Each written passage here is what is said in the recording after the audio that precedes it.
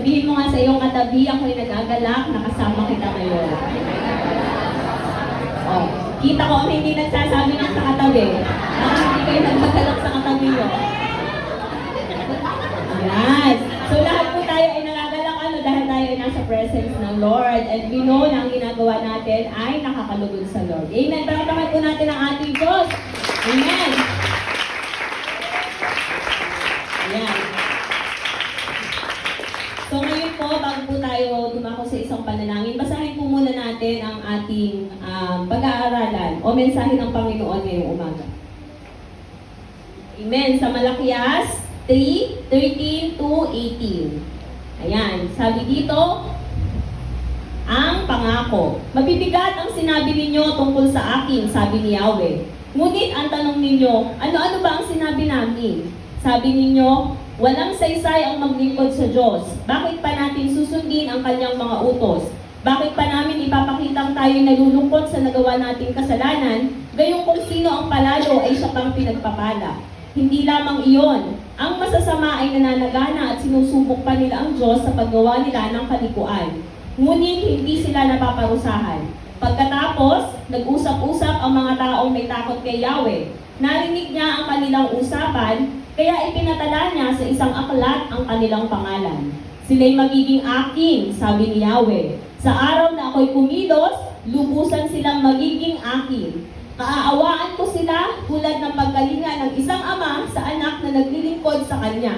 Muli ninyong makikita ang pagkakaiba ng mabuti at ng masama ng taong naglilingkod sa akin at ng hindi naglilingkod. Amen. Tayo pong lahat ay manalangin. Panginoon, maraming salamat sa iyong mga buhay na salita na nagiging pag-asa ng bawat isa. Salamat, Father God, sa pagkakataon na ito. In-extend po ang aming buhay para kami ay magamit for your greater glory. Thank you, God, for your love. Salamat, Panginoon, sa iyong habag at awa. Salamat, Panginoon, sa napakaraming bagay na ipinaparanas mo. Father in heaven, kami lumalapit sa iyong harapan, nagpapalinis. Kilala mo, Panginoon, ang kabulukan ng bawat isa. Alam mo lahat ng aming kakulangan.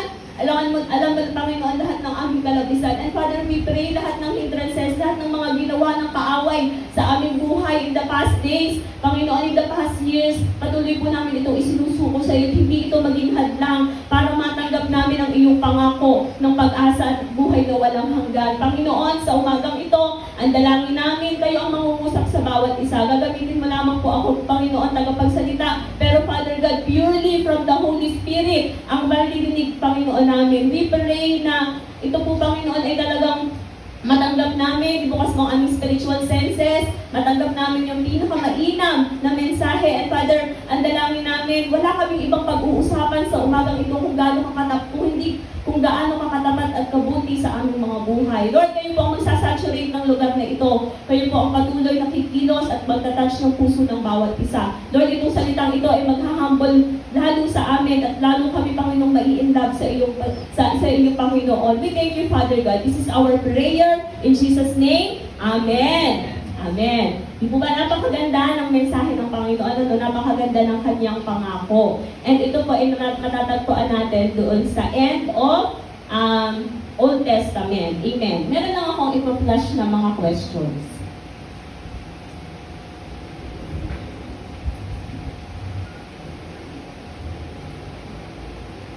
Ayan po yun. Okay. Ayan, yan. Okay, sabi dito, dun sa naka-flash, isipin nyo na lang nakalagay dyan, why do bad things happen to good people?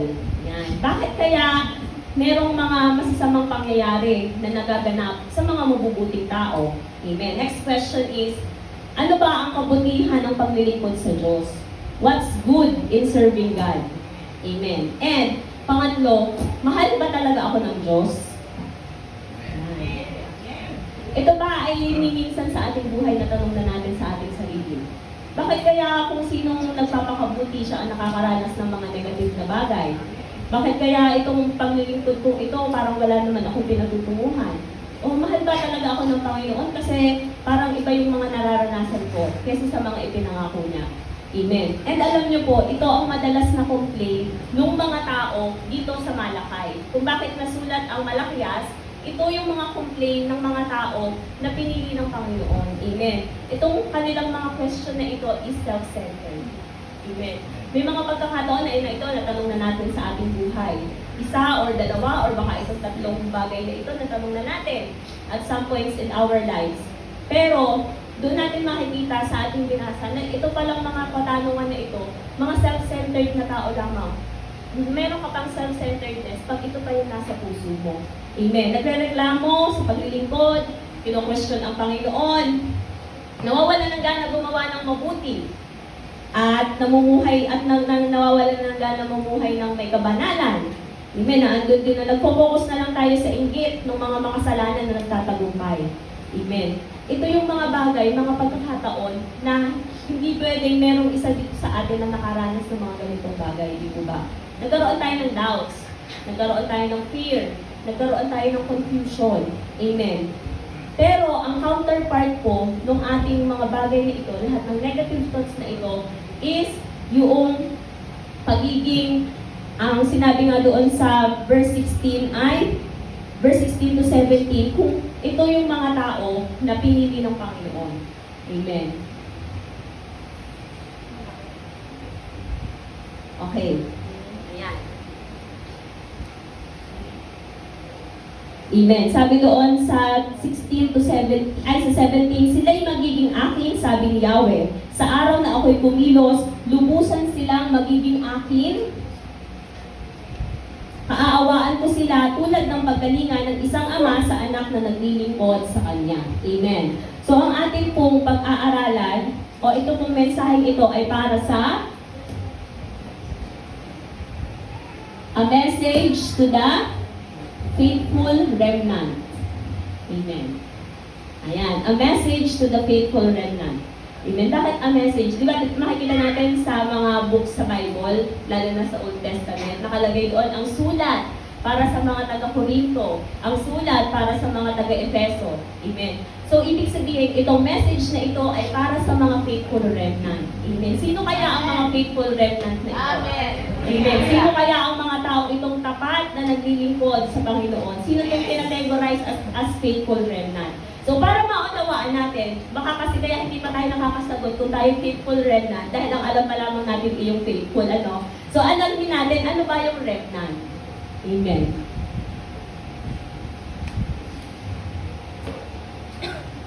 Okay. So, ang counterpart po ng mga tao na may doubts, may confusion, ito yung mga tao na faithful remnant. Remnant, sa dictionary, ang sabi dito, it is a small remaining quantity of something that was once larger or more complete. Amen. Ang remnant po, alam niyo yung saritasan ng damit? Yun ang remnant. Alam niyo yung tira-tirang pagkain? Yung mga handaang nakaraan, tapos may tira kayo, yun yung remnant. Yun po yung meaning ng sa dictionary. Amen. Ito yung mga tira-tira or mga leftover. Lahat ng tira-tira. Ayan. Lahat ng tira-tira. Pero sa scripture, sabi dito, it is a small group that is able to withstand the persecutions and temptations of the world and remain true to the one and only God. Amen. So ang remnant sa ating spiritual na pag-uusap, ito yung mga grupo ng mga tao. Grupo ng mga tao na nananatili sa gitna ng pagsubok, nananatili sa gitna ng persecution, nananatili sa gitna ng lahat ng bagay na nararanasan, at nananatiling tapat sa ating Panginoon. Amen. Are we a faithful remnant? Yes. Amen. Praise God, dahil maraming sumagot, di ba? We are, alam natin na nakakategorize tayo dito. Kaya tayo naririto dahil tayo ay nananatili sa pagsunod sa ating Panginoon. Amen. And dito po sa ating pagbabasa, mas mauunawaan natin kung ako ba ay kabilang doon sa faithful remnant. Kasi may pangako ang Lord sa dulo mamaya mas i-emphasize natin. May pangako ang Panginoon sa mga faithful remnant na ito. Yes. Pero, ang kailangan muna natin maunawaan, ako ba ay kasali doon sa faithful remnant na ito? Ako ba ay belong Or nakikita ba ng Panginoon na ako ay tapat? Bagamat ang mundong ito ay napakaraming against God, maraming nag-e-enjoy sa mga makasalanang gawain, ako ba ay kabilang doon sa kakaunting bilang na nagiging tapat at patuloy na gumagawa ng mabuti dahil alam ko yun ang kalooban ng Panginoon. Amen. So number 1, dalawang bagay lang ang ating pag-uusapan ngayong umaga. Amen.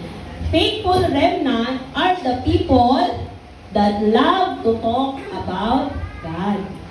Amen. They love to talk about God. Ayan. Sabi doon, they love to worship God and declare His wonderful ways. Itong faithful remnant na tinutukoy natin, or tayo na mga pinili, amen, sila yung mga tao na mahal or gustong-gusto na nagpupuri sa Panginoon. They love to worship the Lord. Amen. Kaya di ba napaka-importante ng ating worship? Amen. Sino kanina ang talagang naramdaman yung pag-ibig ng Panginoon sa pag-worship niya? Amen. Kaya sa atin, di ba, laging ipinapaunawa sa atin kung gaano kahalaga ang worship. Kasi lahat ng bagay sa atin ay hindi natin pwedeng gamitin o ibigay sa Panginoon para ma-outgive siya. Alam niyo yung isang bagay lang na hinahanap sa atin ng Panginoon. Kasi hindi naman niya kailangan ng all material things eh. Di po ba? Pero anong hinahanap sa atin ng Panginoon? Yung ating pagsamba. Yung ating worship. Yun ang tanging natin maibibigay sa Kanya. Amen. Wala tayong anything na mai-offer, kundi ang ating worship. Amen. And itong mga taong ito, itong mga faithful remnant, they love to worship God and declare His wonderful ways. Amen. Kaya po napaka-importante, alam niyo po, nakita natin yung mga bata kanina, or si Kalilang ba o na gano'n. Di po ba? Though siya ay marunong ng mag-English. Pero ito po ang isang tip. Di ba? Narinig ko din ito sa aming dinaluhan na training. Kapag hindi ka marunong masyadong mag-English, mahirap kang magsalita in front of people. So yun ang parang pinaka-nagiging hindrance mo, bakit hindi mo ma-share ang love ng Lord, ang gospel, di ba? Ang gawin natin, mag-memorize tayo ng English version ng Bible. O kaya i-memorize mismo natin yung mga verses sa Bible. And yun yung magagamit natin para ma-share natin yung pag-ibig, para ma-share natin yung mga bagay na hindi natin kayang isipin ang sarili natin. Alam niyo po ba kung mapapansin natin, yun pong worship is yung mga bagay, yung lyrics ng kanta po, yung kaninang kumanta tayo. Hindi mo naman maiisip yung mga lyrics na yun, di ba? Sa biglaang isip. Pero through that worship songs, binibigyan ka ng Panginoon, o ito ang words. Ito ang words na nakakalugod sa akin. Diba? Kaya napaka-importante ng worship eh. Kasi dito natin na i-express yung mga bagay na hindi naman natin kayang makompose sa ating sarili. Pero dahil sa biyaya ng Panginoon, through that worship songs, nakikita natin at mas nare-reveal sa ating mga buhay kung sino ang Panginoon. Sana sa mga oras na ito, nauunawaan na natin kung gaano ka-importante yung pag-awit natin ng mga worship songs. And, ganun din, gaano kawalang kabuluhan ang pag-awit natin ng mga worldly songs. Amen.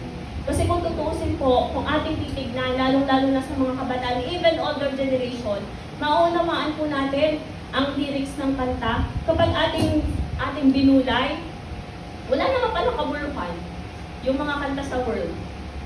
Di po ba? Ito ay hindi sa pagbabawal na huwag mo itong kantahin, huwag mo itong gamitin, di po ba? Pero sa ating buhay pananampalataya, kung we are declaring that we are the faithful remnant, piliin na natin yung mga bagay na lalabas sa ating mga labi.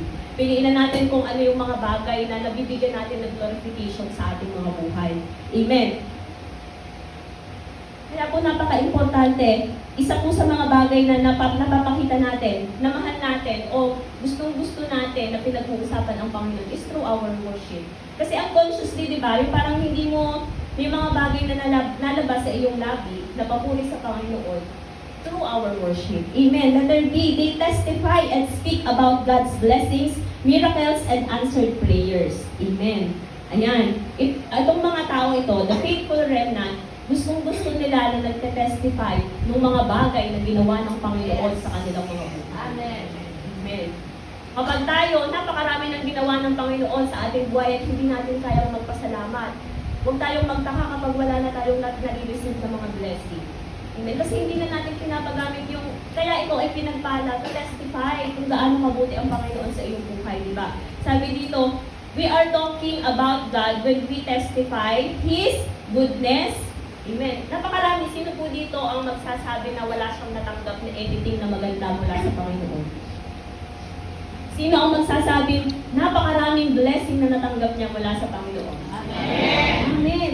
At yun yung mga bagay na nais ng Panginoon na lumabas sa ating mga labi. When we testify na andoon na mas napag-uusapan natin ang kabutihan ng Panginoon. Ano ba yung mga pinag-uusapan natin? Yung mga blessings. Amen. Yung mga miracles. Ayan. Yung mga little miracles sa ating mga buhay, alam ko po ang bawat isa sa atin ay may isa o dalawa o napakaraming beses na nakaranas ng milagro mula sa Panginoon. Na even ang siyensya, even ang pinaka-logic o pinaka-mataling tao, hindi ma-explain paano ito nangyari sa buhay ko. Amen. At yun ay dahil sa kapangyarihan ng Panginoon. Amen. And we also testify our answered prayers. Ayan. At napaka-importante po, magkakaroon lang tayo ng answered prayers kung tayo ay nagpe-pray. Amen. Kaya napaka-importante, una kanina sa worship, pangalawa yung ating prayer. Diba? Hindi masyadong halata, pero yun talaga yung mga pointers.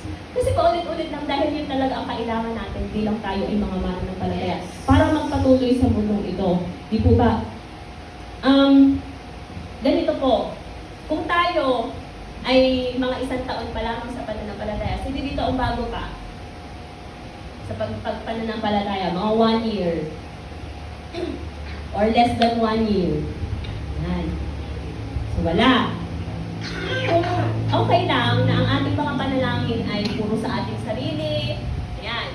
Lord, ito ang panalangin ko para sa aking career, ito ang panalangin ko para sa aking pamilya, ito ang panalangin ko para sa aking work, ito ang panalangin ko para sa aking studies, ito ang gusto ko, this and that. Sige, okay lang. Kung ikaw ay mga 1 to 2 years pa lamang sa pananampalataya, okay lang yan. At least ikaw ay nagpe-pray para sa iyong sarili, di po ba? Pero ito po ang ating pinapaalala sa atin bilang tayo ay mga natitirang lahi na pinili ng Panginoon. This is the time na napakatagal na natin pinanalangin yung para sa ating sarili. Ano po? Ngayon naman, kung ikaw ay 10 taon na, ikaw ay 15 taon na, pwede bang isama mo naman ang iyong kapatid sa pananalangin? Pwede bang isama naman natin yung ibang tao sa iyong prayer? Amen. Na hindi na about sa atin lagi. Kundi more on, kasi alam niyo po sa totoong buhay, the more na tayo ay nag-deep into prayer, doon natin makikita na bukod pala sa aking sarili, mas marami pang bagay ang kailangan ng panalangin. Amen. And kung tayo, hindi ito nire-require sa bago pa lamang naman ng palataya. Pero kapag tayo ay tumatagal sa pananampalataya, dumadagdag ang panalangin natin, hindi na para sa ating sarili, kundi para na sa mga tao na alam natin na nangangailangan nito. Amen. Kaya po, isa ako sa bunga ng panalangin. Nagpapasalamat ako sa Panginoon dahil ang every prayer, umaga at hapon, hindi nawawala ang declaration para sa mga pastor. So mga pastor lang yon. Dahil ako ay anak ng pastor, hindi ko naman alam na ang prayer pala talaga nag-e-extend ng ganon. Pati yung mga anak, isa-isang dinedeclare, di ba? So okay, sige, nabanggit na ang pangalan ko dahil ako ay anak. Hindi ko naman alam na ang extension pala ng prayer hanggang sa aking trabaho, hanggang sa aking magiging asawa. Amen. And huwag kayo mag-alala at malapit ng sagutin ng Panginoon. Amen. Pero, dito ba, doon natin makikita na yung extension ng prayer natin, talagang habang tayo ay nag-deep into prayer, lumalaki siya lumalawak. Amen. And tayo, extension tayo ng panalangin ng ibang tao. Amen. Tayo ay naka-receive ng mga bagay na ito dahil tayo ay bunga din, dahil tayo ay dinudog ng Panginoon. Idinudog ng ating mga kapwa sa ating panalangin. Di po ba, makikita natin na ito yung gustong pakikialam natin. Amen. Amen. Ito yung gusto natin pakikialam. Yung kahit sa prayer, pinapakailaman ng iyong buhay, okay lang. Basta kasi dinedeclare naman i-positive, di po ba? Amen. Ito yung gusto natin pakikialam sa buhay ng iba. Yung pananalangin para sa kanila. Amen? Amen. Ito yung gusto natin pakikialam sa iba, yung pananalangin para sa kanila. Amen. So, aside from prayer, aside from praying for their lives, wala na tayong ibang papakailaman. Okay po? Amen. At ang may karapatan lamang nito, yung binigyan ng authority. Amen. Ng covered, ng authority ng Panginoon. Sila yung may karapatan. Pero as long as Amen. Ang napakaigi po ay yung panalangin natin. Yun ang maging pakialam natin sa ibang tao. Higit-higit pa yun. Di po ba? Amen. Letter C. They love to encourage other. Ayan. Ang mga tao na gustong-gustong laging pag-usapan ang Panginoon, si Jesus, is una, sila ay nag-worship. Pangalawa, sila ay nagte-testify. Amen. Ng mga bagay nung nangyari sa kanilang buhay. At pangatlo, they love to encourage each other. Amen. Ito yung mga tao na gustong-gusto na laging magkakasama para pag-sharean yung mga bagay na ginawa ng Panginoon sa kanilang mga buhay. Amen. Ito pala yung faithful remnant. Yung gustong-gusto mo lagi ikasama yung mga tao na ang gaganda ng testimony, very encouraging, yung alam mo mapapalakas ang spiritual mo. These are the faithful remnants. Amen. Sabi dito, habang yung mga dun sa ating binasa, di ba?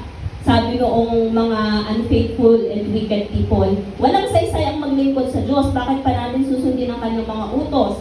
And this and that. Pero anong sabi doon sa verse 16?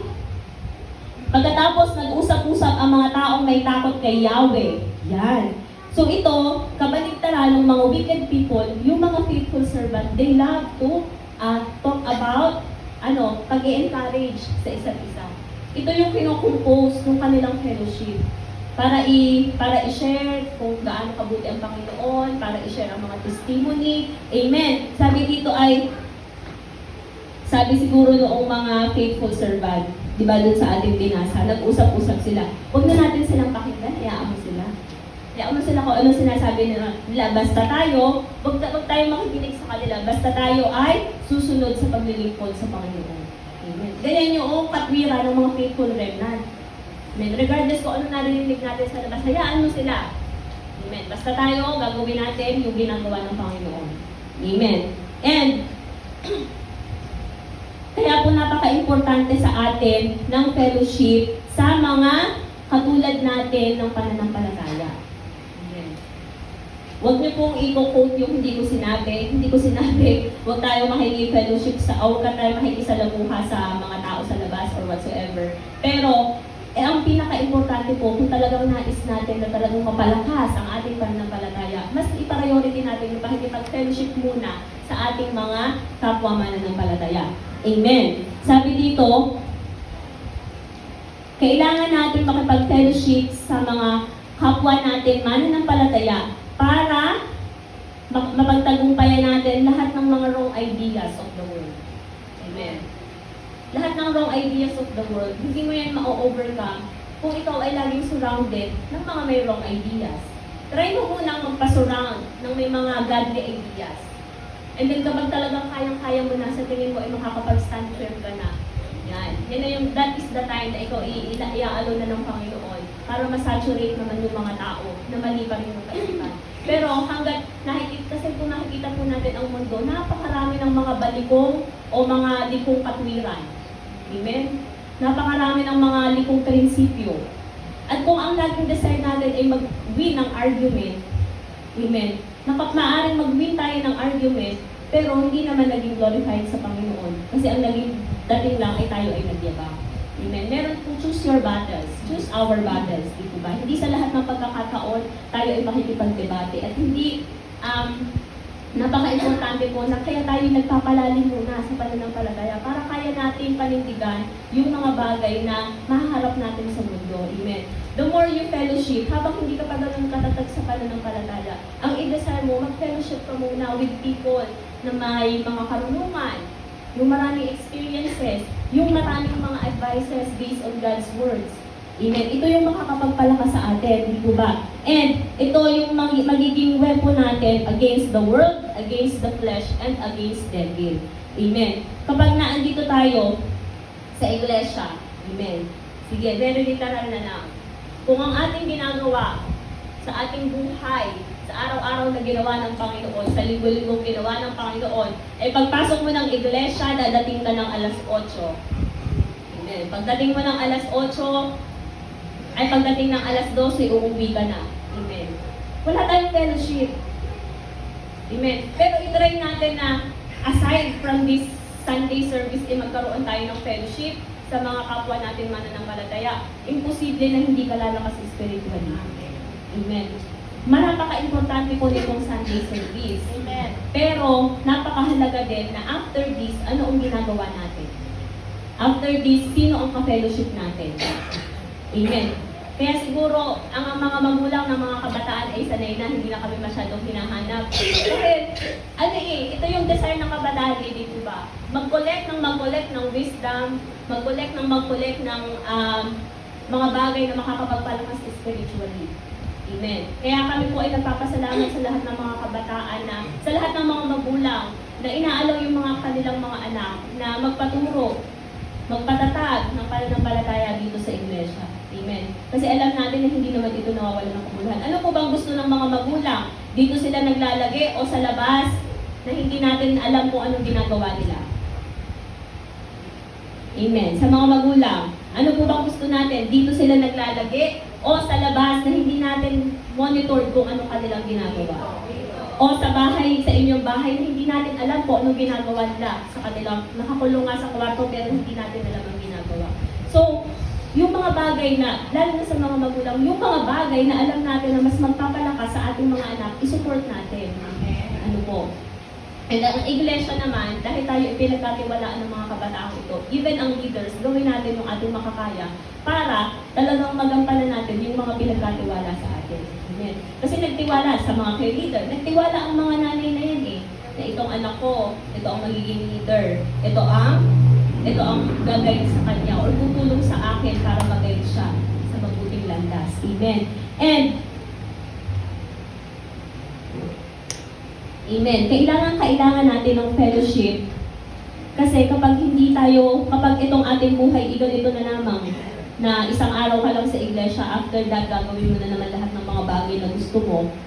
Amen. Mag-i-struggle tayo para ma-maintain yung godly perspective na hinahanap sa atin ng Panginoon.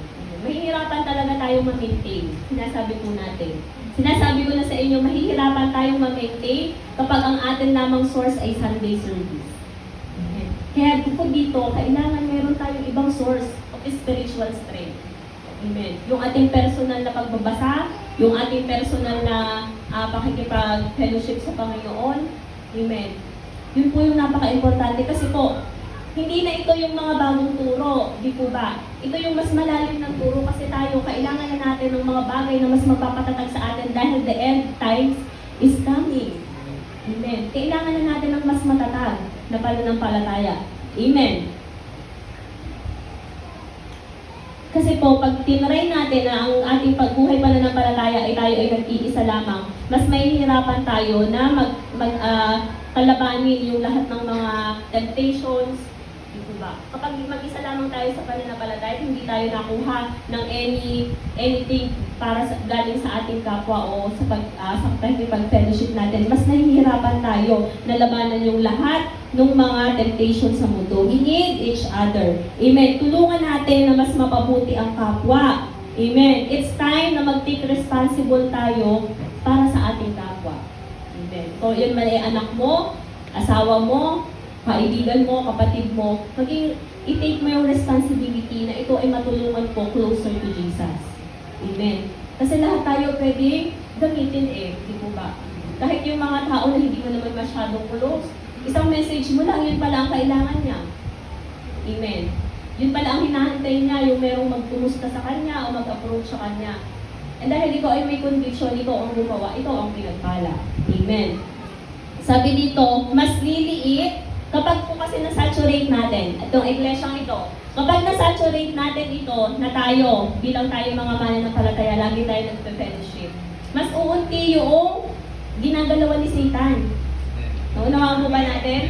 The more na nasa-saturate natin yung iyong pamilya, yung iyong kapatid, the more pag nasa-saturate na yan ng power ng Lord, the more na naliit na yung ginagalawan ng kaaway. Amen. Pero the more na ang ating buhay ay come and go, tayo, makikita natin, tayo na yung sinasaturate. Amen. And that will be, the people who love to talk about God, they refrain from talking against each other. Amen. Hindi ko na nalagay dyan. Pero letter D, they refrain from talking talking against each other. Hindi na sila nag-join sa mga usapan tungkol sa pagiging against sa ibang tao. Amen. Kasi the more you talk against other people, the less you talk about God. Yan. Kaya di po ba doon sa, ano bang version? Yung ang mga chismis at mga pag-uusap-usap tungkol sa mga buhay ng ibang tao ay ayaw ng Panginoon. Kasi the more na ang pinag-uusapan natin yung buhay ng ibang tao, the less na pinag-uusapan natin yung Panginoon. Nagagets po natin? The more na ang pinag-uusapan natin ay buhay ng ibang tao na hindi naman natin talaga alam ang tunay nilang pangyayari, di po ba? The less we talk about God. Pero the more we talk about God, the less we talk about people na hindi naman talaga natin totally kilala. Amen. Na tayo ay nagiging judgmental lang. Amen. Sabi doon sa Malakay 3, 14b to 15, bakit pa natin ipakikitang tayo nalulungkot sa nagawa nating kasalanan? Gayong kung sino ang palalo ay siya pang pinagpapala. Hindi lamang iyon ang masasama ay nananagana at sinusubok pa nila ang Diyos sa paggawa nila ng kalikuan, ngunit hindi sila napaparusahan. Amen. Nagkakaroon tayo ng, hindi natin namamalay, nagkakaroon na tayo ng inggit doon sa mga gumagawa ng kasalanan. Amen. Amen. Sabi dito, if we refrain from, basahin po natin yung Psalms 139, 19 to 22. Kasi alam niyo po, sa ating buhay pananampalataya, kahit tayo ay malalalim na sa pananampalataya, hindi natin maiiwasan na tayo ay nakaka-encounter ng mga pagkakataon na tayo ay nagkakaroon ng galit sa ating kapwa. Kaya tayo nakakapagsabi ng masama kasi nagkakaroon ng butas ang kaaway dahil nakikita niya na ito ay may anger. Amen. And tayo, bilang tayo ay mga tao, hindi natin may iwasan kasi pag ginawan ba naman ikaw ng hindi maganda, di po ba? Pinahiya ka, sinabihan ka ng mga bagay na hindi totoo, di po ba? Siniraan ka, wala ka namang bagay na kayang magawa para ipagtanggol ang sarili mo, di po ba? Kasi hindi mo alam ang kalaban. Ang mahirap po ay yung galit, hindi natin maiiwasan. Amen. Pero dito po, basahin natin si David.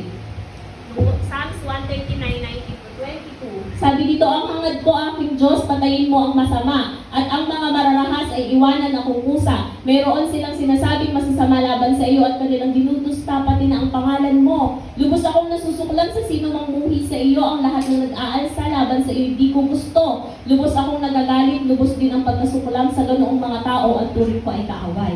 Yan. Nakikita natin yung galit ni David doon sa mga tao na nag-aalipos sa Panginoon or nag-aargabyado sa Kanya. Amen.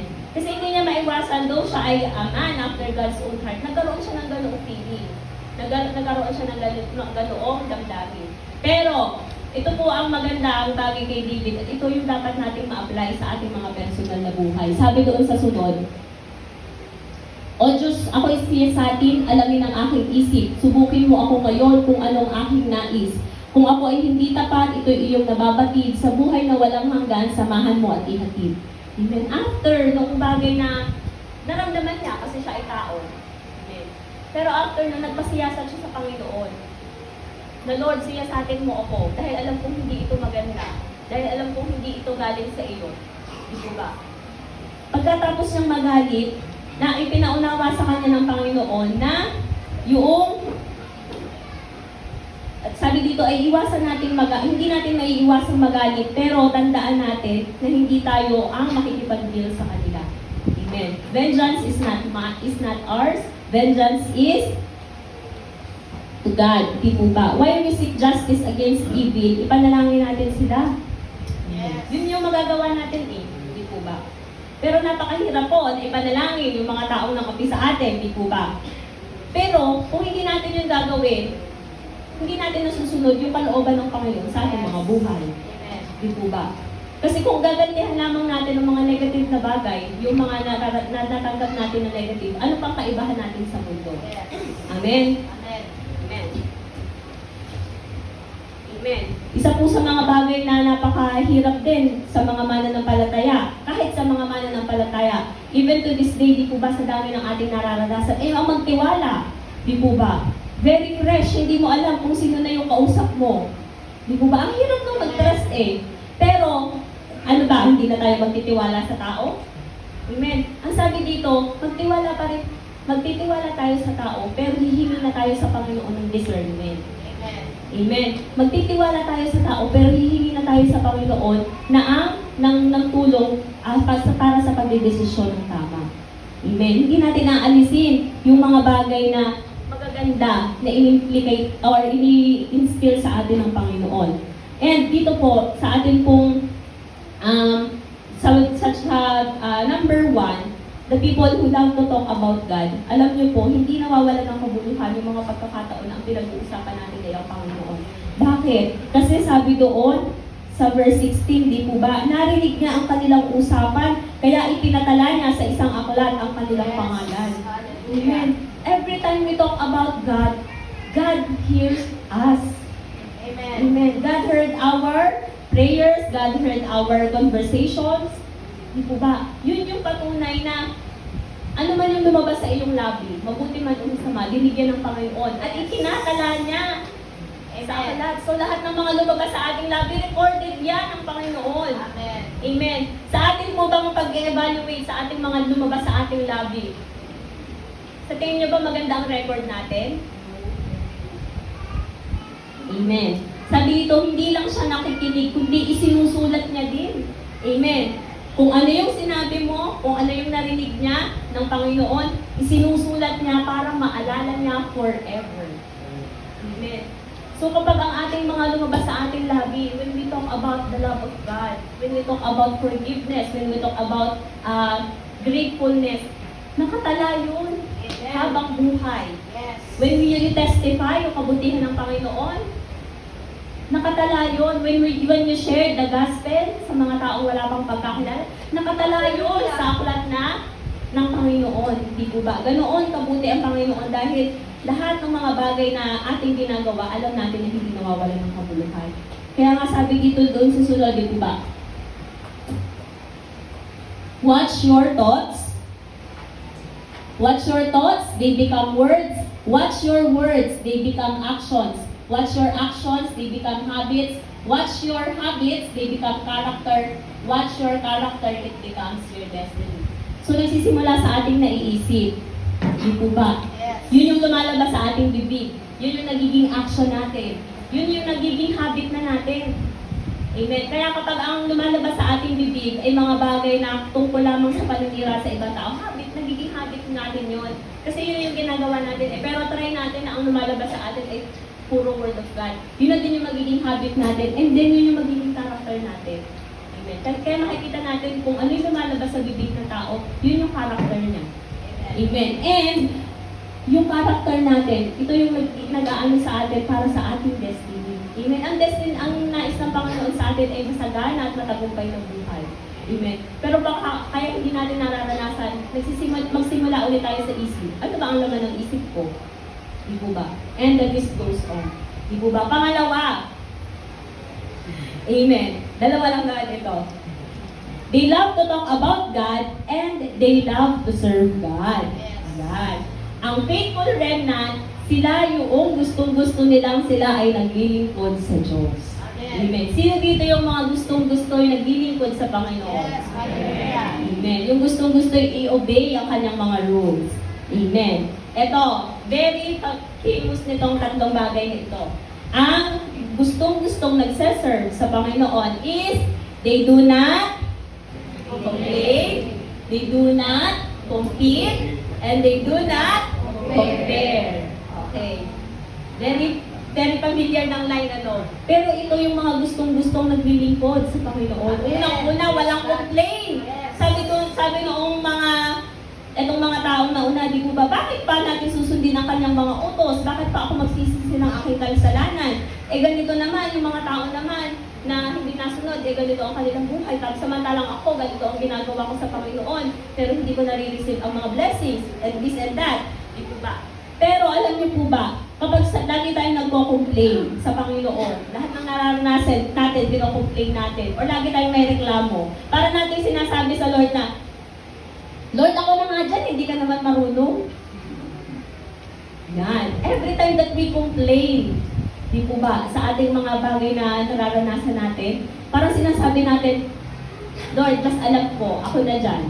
itabi mo. Parang gano'n. Pero hindi natin yun masasabi sa Panginoon dahil alam natin mas marunong ang Panginoon sa atin. Di ba? Alam natin na siya ang nakakaalam ng lahat ng bagay. Di ba? Isang perfect example, ang mga Israelites. Di ba? Sila yung pinakaunang naka-witness ng miracle ng Panginoon. Ano yon? Yung parting the Red Sea. Di ba? Sila mismo yung nakalakad sa nahating dagat. Pero after 3 days, ano ginawa nila? Nagko-complain na naman dahil wala, nagugutom. Di ba? And sabi dito, ang mga bagay na ito, naranasan din nung panahon ni Joshua. Sabi ni Joshua, kanino kayo maglilingkod? Kasi ako at ang aking pamilya ay sa Panginoon maglilingkod, sabi ng mga Israelita. Kami din, kasi ang Panginoon ang nakapagpalaya sa amin sa Egypto. Kami din, maglilingkod kami sa Panginoon, ganyan. Pero after 100 years, nasulat itong Malakay. Bakit? Kasi nagko-complain sila. Amen. Nagko-complain sila na bakit ganito ang kanilang buhay. Amen. So, make sure na sa ating buhay pananampalataya, ito yung list na makikita sa atin. Yung tayo ay nagko-complain. Di po ba? Kasi the more we complain, the more na nasasabi natin na parang mali ang Diyos or kulang siya or hindi tama yung kanyang ginagawa. Di po ba? Ito yung makaiwasan natin na itong sa generation na ito, sabi sa Philippians 2:14-15. Gawin ninyo ang lahat ng bagay ng walang reklamo at pagtatalo upang kayo'y maging mga ulirang anak ng Diyos, matuwid at walang kapitasan sa gitna ng sanlibutan baluktot at masama. Amen. Kasi kung mismo sa mga mananampalataya na may sinasabing Diyos na sinasamba, tapos sa ating panaririnig yung mga hinaing natin sa ating buhay, tayo ba yung laging may reklamo? Di po ba? Sa tingin natin nagiging pagpapala tayo. Di po ba? Kaya lagi ipinapaalala sa atin, watch our kung ano yung mga inilalabas ng ating labi na hindi ito tungkol lagi sa pagrereklamo. Amen. Alam niyo po, konting background lang para mas maunawaan natin kung bakit itong mga bagay na ito ay patuloy na nararanasan natin. Ito pong Malakayas ay sinulat. Ito ay pahayag ng Panginoon kay Malakay para isulat sa mga Israelita. Dahil sila yung mga dating mananampalataya na talagang faithful, very gusto talagang maglingkod sa Panginoon. Amen. Pero, unang-una niyang pinadalhan o in-address dito sa Malakay is yung mga saserdote. Amen. Ang saserdote po, equivalent siya sa pastors or leaders ng church. Amen. Kasi anong sabi dito? Sabi na nga ko kayo sa akin na ang idadalhin nyo ay yung mga hayop na matataba, malulusog. Pero anong dinala nyo sa templo?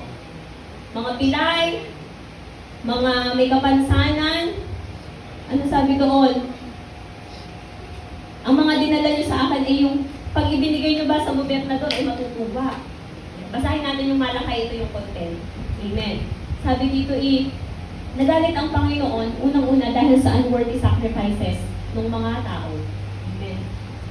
Kasi kung minsan sa totoong buhay natin, ang ating ginagawa ay yung kung ano lamang ang tira-tira sa ating buhay, yun lamang ang inilalaan natin sa Panginoon. Amen.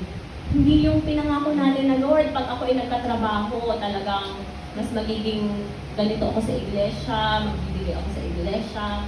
Diba? Hindi naman tayo hininga ng Panginoon ng pangako. Diba? Pero tayo ang nag-utter noon. Amen. And yung mga bagay na kakarumpot na ibinibigay natin, yun pala ay nakikita ng Panginoon as unworthy sacrifices.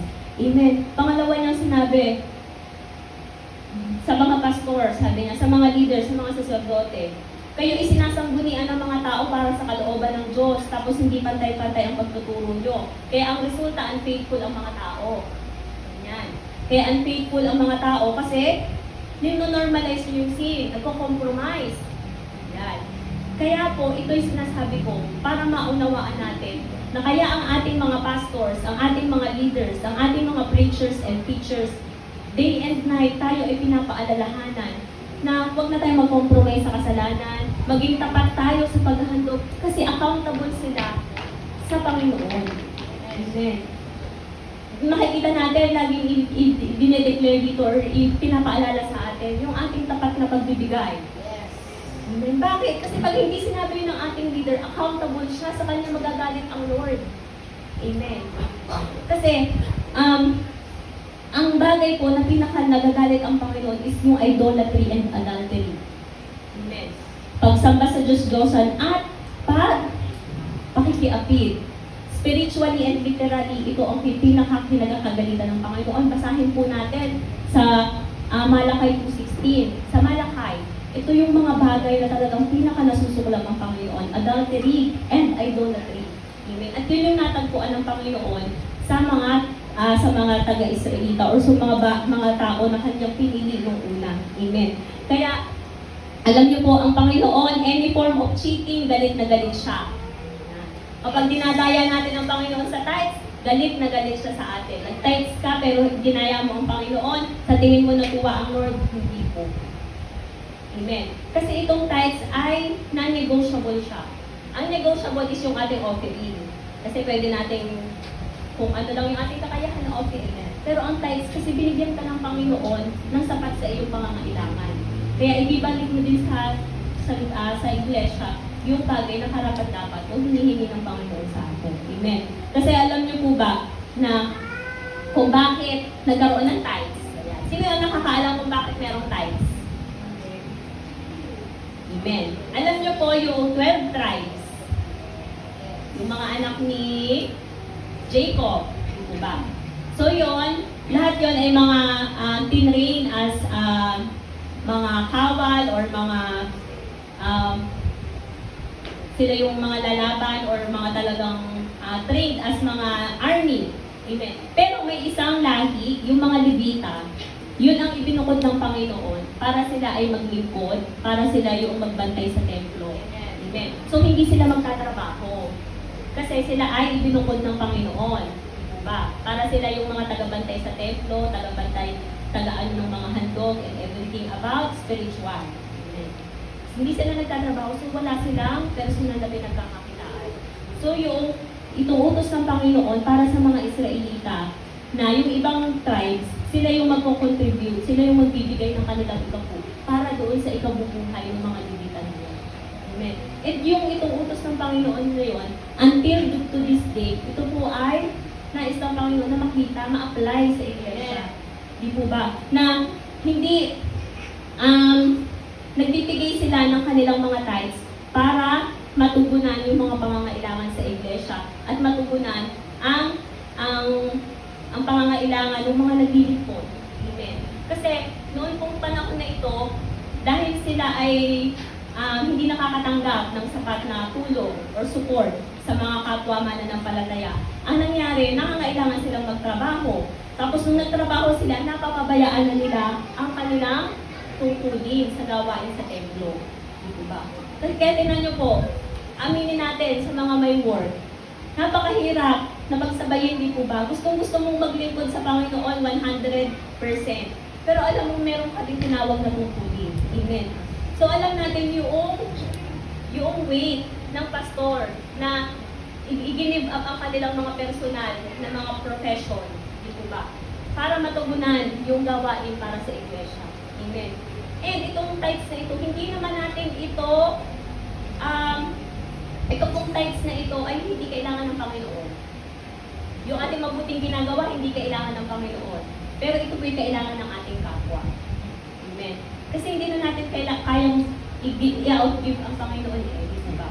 Pero ang kaya lang natin gawin is yung mahalin yung ating kapwa. At doon makikita ng Panginoon yung ating faithfulness. Yes.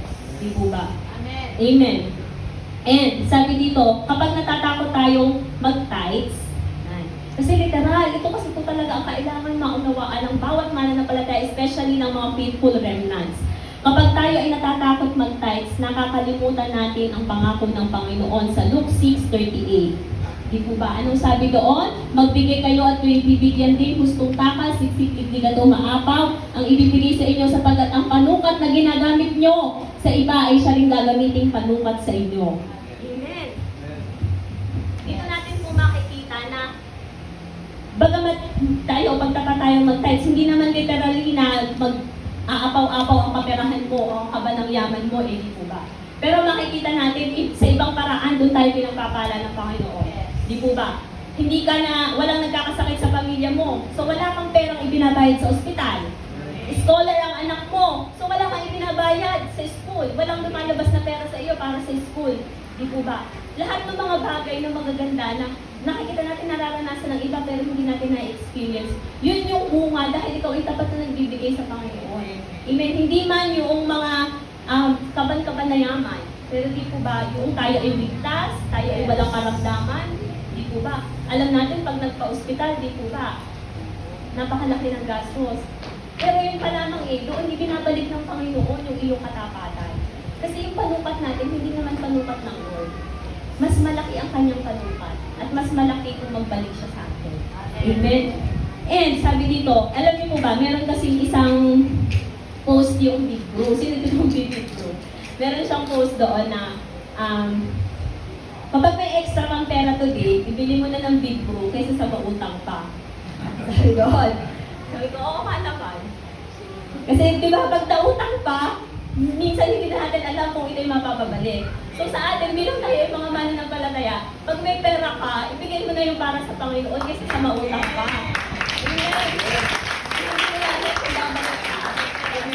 Alam mo ba na ang pinagbigyan mo, ito yung source ng pagpapala.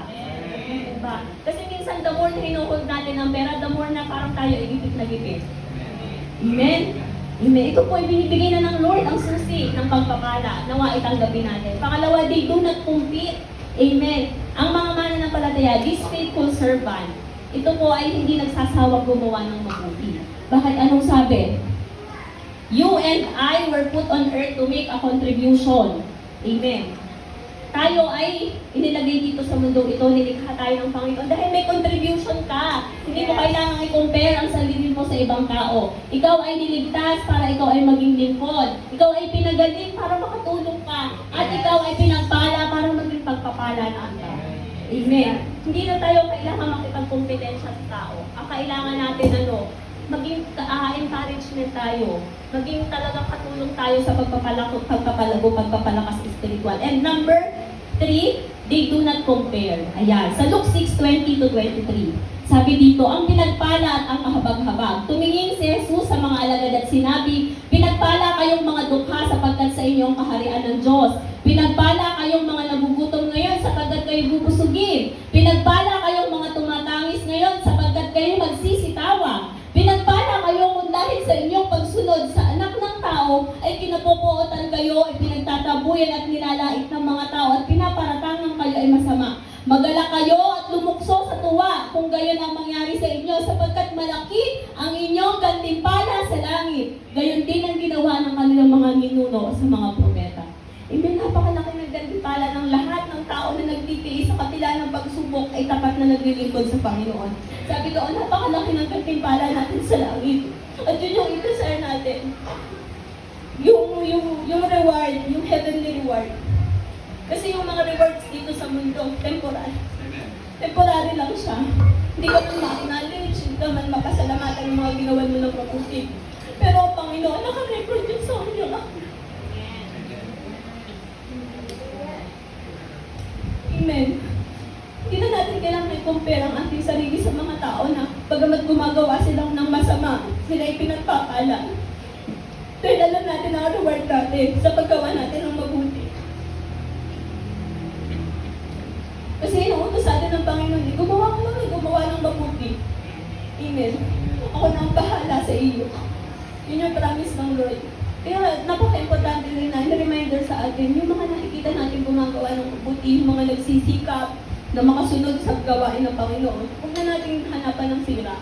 Huwag na natin hanapan ng mga bagay na, huwag na natin, kasi may mga pagkakataon po na kung sino pa yung gumagawa ng mabuti, kung sino pa yung gumagawa ng para makaakay sa mga tao, sila pa yung pinabato, sila pa yung nakakarinig ng discouragement. Pero sabi doon sa Acts 5:38-39, kaya't ganito ang payo ko, huwag ninyong pakialaman ang mga taong ito, hayaan ninyo sila kung ang kanilang plano o kilusan ay mula sa tao, ito'y kusang maglalaho. Ngunit kung ito'y mula sa Diyos, hindi ninyo ito mahahadlangan at lilitaw pang kayo'y lumalaban sa Diyos. Amen. Kaya kung hindi tayo nakakatulong, huwag na tayong manira. Amen. Ang kailangan natin ay maging supportive tayo dun sa mga tao na walang ibang desire, kundi may push ang mga tao to closer to Jesus. Amen. Sabi dito, huwag na tayong manghinayang sa ating paglilingkod. Huwag na tayong manghinayang sa ating pagsunod sa Panginoon. Kung sa sarili natin, amen. Kasi may mga Amen. Sabi dito, amen. Kasi po, nakikita natin na bagamat ang mga taong ito ay nagtatagumpay kahit masama ang kanilang ginagawa, may end times po, may judgment day. Amen. Hindi na natin kailangang i-compare kung sila ay nasagana dahil sa kanilang mga ginagawang masama. Ang kailangan lang natin ipagpatuloy yung holiness, yung righteousness na nais ng Panginoon na matagpuan sa ating mga buhay. Kasi anong sabi sa Malakay 3:5? Sinasabi ni Yahweh, ako'y biglang darating upang hatulan ang mga salamangkero, ang mga mangangalunya, ang mga bulang saksi, ang mga naninikil sa kanilang mga manggagawa, ang mga nandadaya sa babaeng balo, sa mga ulila at mga dayuhan, at ang mga walang titagan sa akin. Amen. Ito'y hahatulan ng Panginoon sa end times. Di po ba? Kasi ang Panginoon hindi siya nagbabago. Alam niyo po, itong Bible, itong Malakay po, 400 years after nasundan ng New Testament. Di po ba? Pero sa New Testament, ganito pa rin ang pangako ng Panginoon sa Judgment Day. Tingnan niyo yung end ng Malakay at ang end ng Revelation. Laging, pinapaalala ng Panginoon na may wakas. May Judgment Day. Amen. At ito yung ipinapaalala niya sa mga faithful remnant na ang nais lamang ng Panginoon matagpuan sa atin, tayo ay tapat na naglilingkod sa kabila ng anumang maranasan natin sa ating mga buhay. Di po ba? God is unchangeable. Bagaman tayo ay sinners, tayo ay may mga nagagawang pagkakulang, pero bakit hindi ka pa dinay-destroy ng Lord? Dahil binibigyan ka pa niya ng pag-asa na magbago. Itong mensaheng ito, ipinaparinig pa sa iyo ng Panginoon para ikaw ay magbagong buhay, para ikaw ay magbago ng iyong paglakad sa pananampalataya mo. Amen. Ganoon kalaki ang grace ng Panginoon. Amen. And, kaya pag nakikita natin na ang iba ay nananalo sa buhay, kapag nakikita natin that other people is winning in life, ang lagi natin magiging sagot, okay lang, panalo naman ako sa eternity. Amen. Okay lang na hindi ako ganun manalo dito sa mundo, panalo ako sa eternity. Amen. Nais ng Diyos, ito tandaan po natin, nais ng Diyos na tayo ay sumagana. Nais ng Diyos na tayo ay sumagana, pero hindi niya nais na sumagana tayo na hindi marunong magpasalamat at sumunod sa Kanya. Amen. Lahat tayo gusto ng Lord na magkaroon ng maayos na buhay. Pero nawa po, sa pagkaayos ng ating buhay, matuto pa rin tayong magpasalamat at tapat na sumunod sa Kanya. Amen.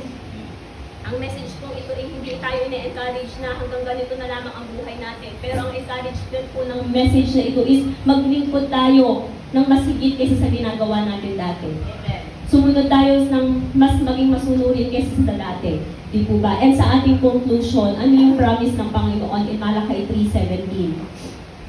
Sila'y magiging akin, sabi ni Yahweh, sa araw na ako'y kumilos, lubusan silang magiging akin, kaaawaan ko sila, tulad ng pagkalinga ng isang ama sa anak na naglilingkod sa kanya. Muli ninyong makikita ang pagkakaiba ng mabuti at ng masama ng taong naglilingkod sa akin at ng hindi naglilingkod. Amen. Our God is all-seeing, all-knowing, all-powerful, everywhere present, at alam niya yung lahat ng bagay sa atin. Amen. Kaya makakaasa tayo sa kanyang pangako. Amen. Ang nais lamang niya ay tayo ay maging tapat na sumusunod sa kanya. Di po ba? And, alam niyo po, sa pagdating ng Panginoon, wala tayong ibang matatanggap kundi healing and comfort. Hindi ka man nakakatanggap ng comfort or healing, literally, dito sa ating buhay. Pero ito yung pangako ng Panginoon. Sa Judgment Day, lahat ng mga faithful remnant, sila yung makakatanggap ng comfort, ng healing na ipinangako ng Panginoon, and sila yung makakasama ng Panginoon in a joyful celebration. Amen. Hindi nagbabago ang pangako at sumpa ng Panginoon. Amen. Timeless yan. Simula pa sa kay Eva at Adan hanggang sa lahi natin ngayon. Timeless yung pangako at sumpa. Pangako para sa lahat ng sumunod at sumpa para sa lahat ng nag-disobey. Amen. Bubusog ako kahit fasting. Praise God. Amen. Amen. At, ito po, last na. Tayo po ay bayang pinili ng Panginoon ayon sa 1 Peter 2:9. Amen. At sa Exodus 19:5, sabi niya, kung susundin niyo ako at magiging tapat sa ating kasunduan, kayo ang magiging bayang hinirang. Ang buong daigdig ay akin, ngunit kayo'y itatago. Amen. Kayo'y gagawin kong isang kaharian ng mga pari at isang banal. Iyan ang sabi ko sa mga Israel. Kung yun ay kayang ipangako ng Panginoon sa mga Israelites, yun kayang-kaya din yung ipangako sa atin na lahat na tapat na naglilingkod sa Panginoon. Amen. One day, wala na pong faithful remnant. Wala na pong one day, wala nang faithful remnant. Alam niyo po ang meron na lang?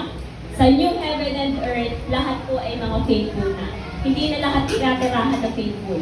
Lahat ay populated na ng mga tapat na naglilingkod sa Kanya. So we desire na tayo ay maging kabilang sa mga faithful na ano po. So nawa po ang kaway ko sa patuloy na napalakas at mas na-encourage na mas maging matapat tayo sa paglilingkod sa ating Panginoon. Amen. Tayo pong lahat ay manalangin. Father God, salamat sa iyong mensahe. Thank you, Panginoon, sa pag-encourage sa amin. Salamat, Panginoon, sa iyong mga salita na talagang nagbibigay sa amin ng pag-asa sa buhay, sa hinaharap. Lord, at dalangin namin, malakaran namin yung mga bagay na nais mong ipagawa sa amin at talagang maging matapat kami na naglilingkod sa iyo. Mas mahalin namin na lagi kang pag-usapan ang iyong kabutihan at mas mahalin namin na maglingkod sa iyo. We thank you, Father God. We thank you, Jesus. We thank you, Holy Spirit. This is our prayer. In Jesus' name, Amen.